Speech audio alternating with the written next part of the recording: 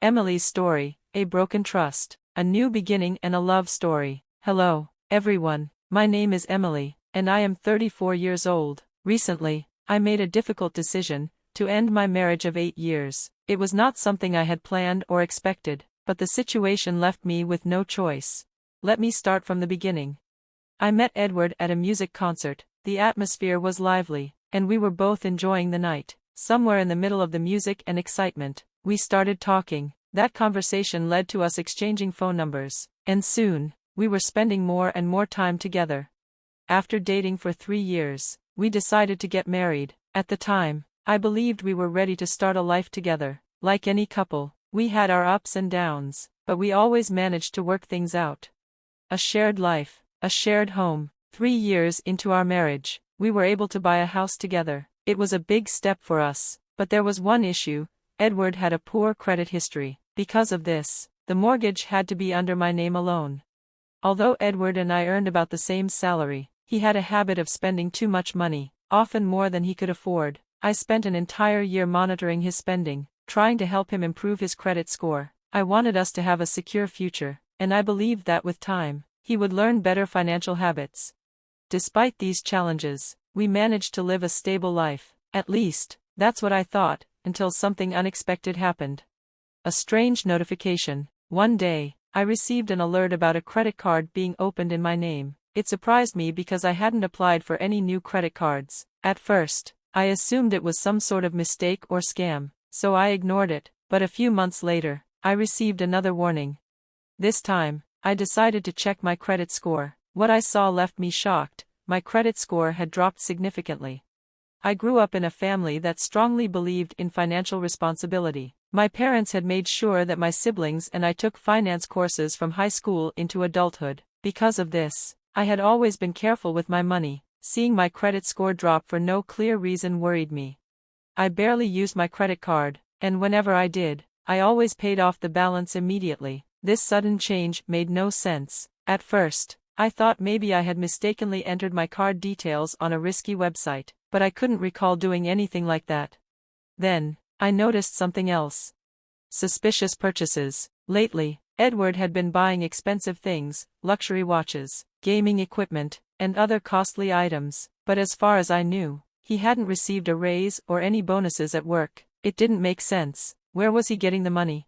Edward and I had always kept our finances separate. We only discussed money when it involved shared expenses like groceries or bills. So if he had extra money, he normally would have told me, but he hadn't. That's when a terrible thought crossed my mind. Could Edward be the reason my credit score had dropped? A difficult conversation. I decided to bring up the topic in a casual way. One evening, as we sat together, I commented on his new watch. "That's a nice watch, Edward. Where did you get it from?" I asked. He shrugged. "Just an impulse purchase." I glanced at it again. It looked expensive. "Did you use your credit card for this?" I asked carefully. Edward's expression changed. He suddenly looked irritated. "Why are you asking? Are you trying to control what I buy?" I was taken aback. "Of course not," I said calmly. "I'm just concerned. You know I'm careful about money. I don't want us to struggle financially." Instead of understanding my concern, Edward became defensive. "You're always watching my spending," he accused. "Just because you know a lot about finance doesn't mean you can control me." His reaction made my suspicions grow even stronger. He was hiding something. A widening gap. After that conversation, things became tense between us. Edward grew distant and barely spoke to me. When I tried to bring up our problems, he refused to talk. Then, things got worse. One day, I started receiving messages from his mother. She accused me of financially abusing Edward. I was shocked. I had never controlled his money. I had only ever tried to help him. But now, it seemed like he had twisted the story to make me look like the villain. I had always known that Edward wasn't great with money. When we got married, his credit score was already bad because of reckless spending. I had spent years trying to help him, but now, it seemed like he had learned nothing. The worst part, he saw me as the enemy. Seeking help. As things got more stressful at home, I decided to take a break. I stayed at my best friend Catherine's house for a couple of nights to clear my head. During lunch one day, she asked, "How are things with Edward?" I sighed. "Not good. He's been acting cold and distant. He even told his mom that I'm financially abusing him. Catherine's eyes widened. What? That doesn't sound like you at all. He's been buying expensive things, and I'm almost certain it's not with his own money, I explained. Is someone lending him money? She asked.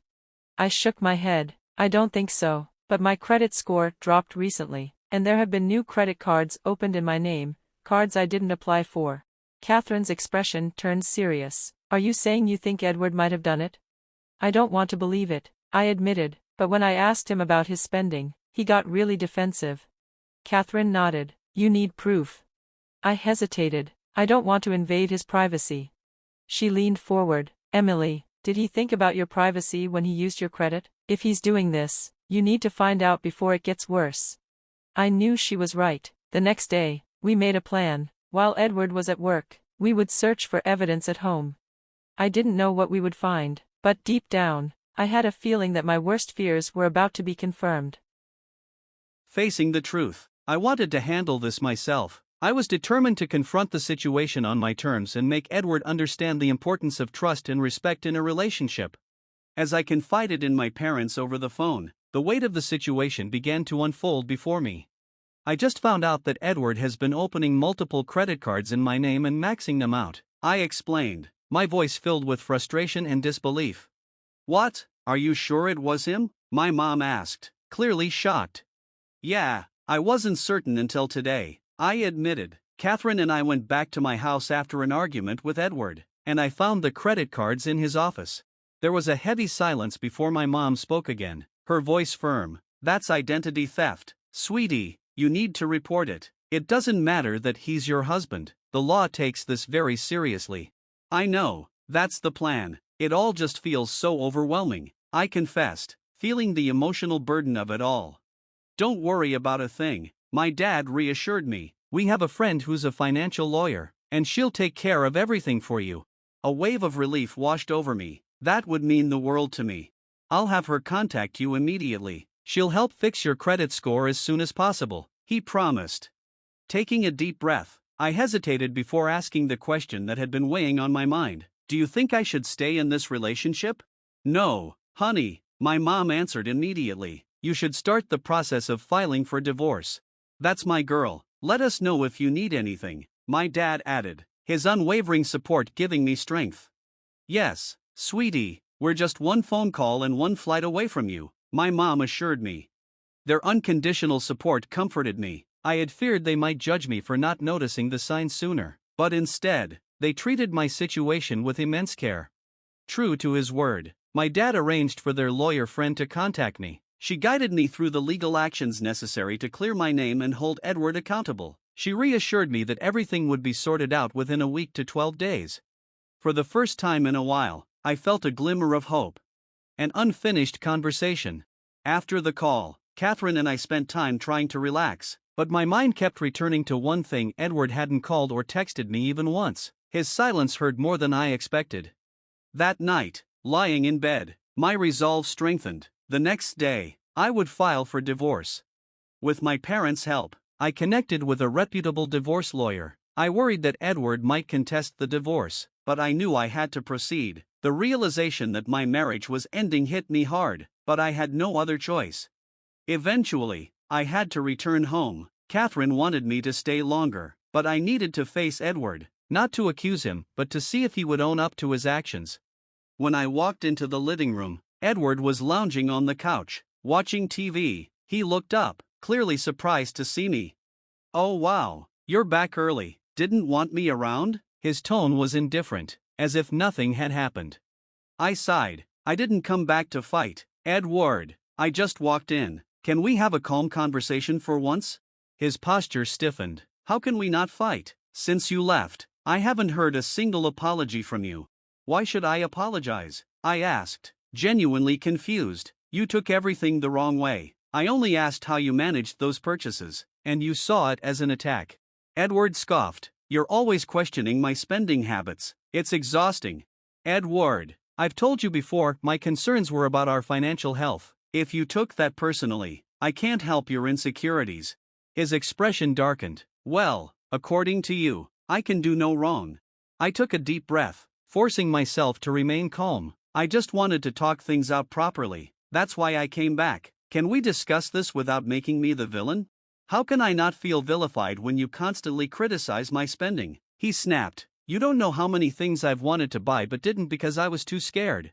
I shook my head. Edward, let me be clear. I never stopped you from spending money. I only asked that we be responsible. We agreed that big purchases should be infrequent, but smaller ones were fine. I was only strict when we were working on fixing your credit. He crossed his arms. That's not true. You've been like this since the beginning. At that moment, I realized no amount of discussion would fix our problems. I exhaled slowly. I'm sorry if I ever made you feel constrained. That was never my intention. But deep down, I knew this conversation wasn't bringing us closer, it was proving that the gap between us was too wide to bridge. The final steps. Edward continued to act like the victim, fueling my frustration. I had hoped he would take responsibility, but it was clear that wasn't going to happen. Leaving him in the living room, I retreated to the bedroom and immediately changed all my passwords. Edward couldn't know about the legal and financial steps I was about to take. Over the next few days, I either worked or stayed at Catherine's house, waiting for the next fallout. And then, it happened. I received a letter from my bank. The letter informed me that all my credit cards had been cancelled. Since my husband had committed the fraud, the outstanding amount would be transferred to his account at the same bank. Relief washed over me. This was the sign I needed. It was time to finalize the divorce. That evening, Edward returned home looking visibly unsettled. He paced back and forth in the living room, running his hands through his hair. I could tell something was wrong, but I wanted to hear it from him. What's wrong, Edward? You look anxious, I asked, keeping my tone neutral. He hesitated, avoiding eye contact. It's nothing. Why do you care anyway?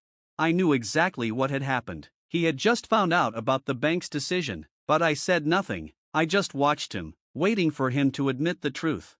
Edward had always wanted to live beyond his means, and now, he was paying the price.